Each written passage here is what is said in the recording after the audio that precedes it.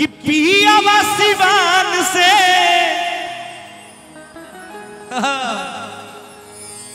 देखिए सब भाई लोग के होकार से कहा सिवान जिला और हमने के भरत शर्मा चाचा जी के गीत गाउल बा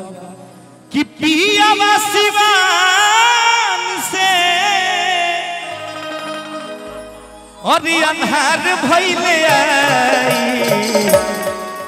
आ देवर तनी देहिया पर डाली दर जाए देवर तनी देहिया पर डाली दर जाए कि पियावा सिवान से ये विजय भैया एक कमालू भैया अच्छा केकरा अच्छा लगा था एक बार सब कुछ थप्पड़ी बजा के आशीर्वाद दे दी चारों तरफ से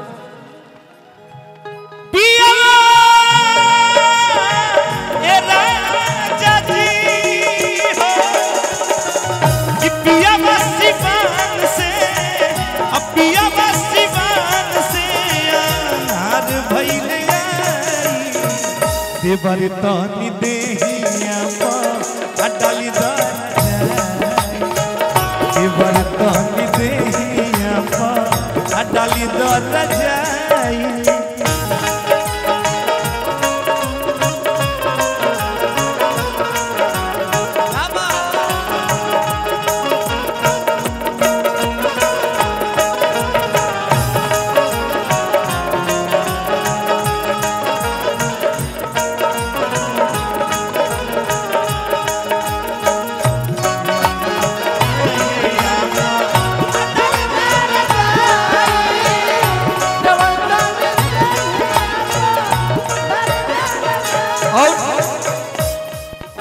नौजवान भाई लोग ठीक लगा था ना भैया अभी सब लोग आई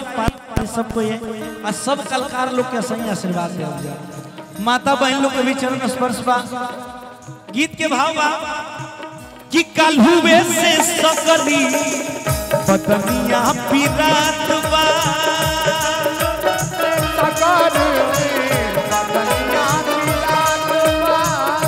उठेला दर्द नहीं तनी को तेरा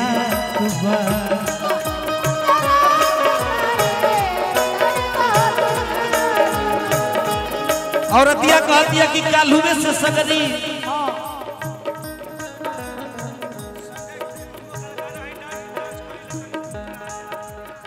चलिए अच्छा देखिए पुरस्कार भैया लोग तो से बाद और प्रणाम बा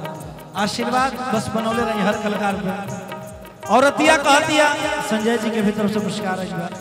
कि काल्हुए से सगरी है बदनिया पिरात बा आ उठेला दर्द नहीं तनी को थिरात बा कि पियावा के इचिको ना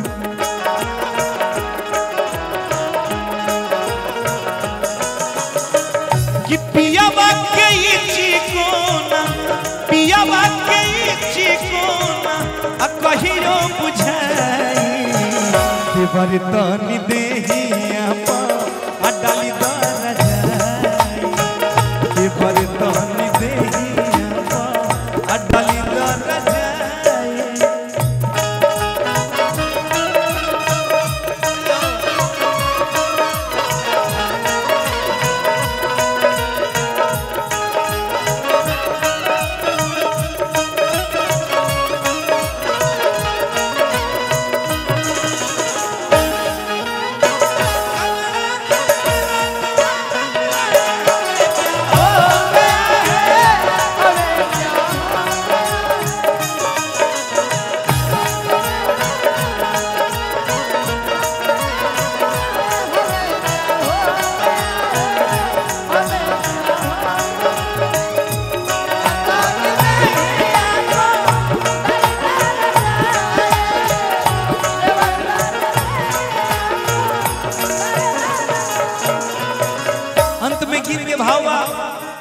पहले आज के जमाना में अमृत भैया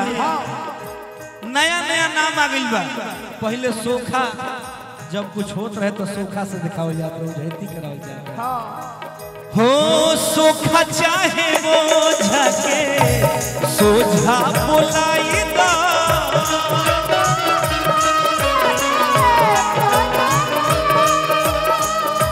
कैसन बेमारी है तनी झरवा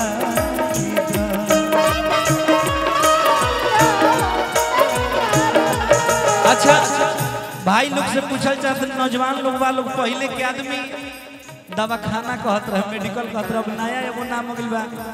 केमिस्ट कहत रहे। ढेर लोग भुलाइल रहत का दुकान कि सूट नहीं करेला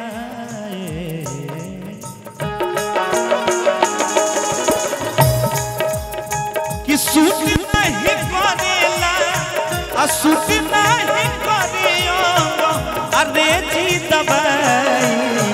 पे बरतनी देहिया आ डाली दर जाई पे बरतनी देहिया आ डाली दर जाई कि पिया सिवान से कि पिया सिवान से अनहद भइले आई पे बरतनी देहिया आ डाली दर जाई पे बरतनी देहिया आ डाली दर जाई पे बरतनी देहिया आ डाली दर जाई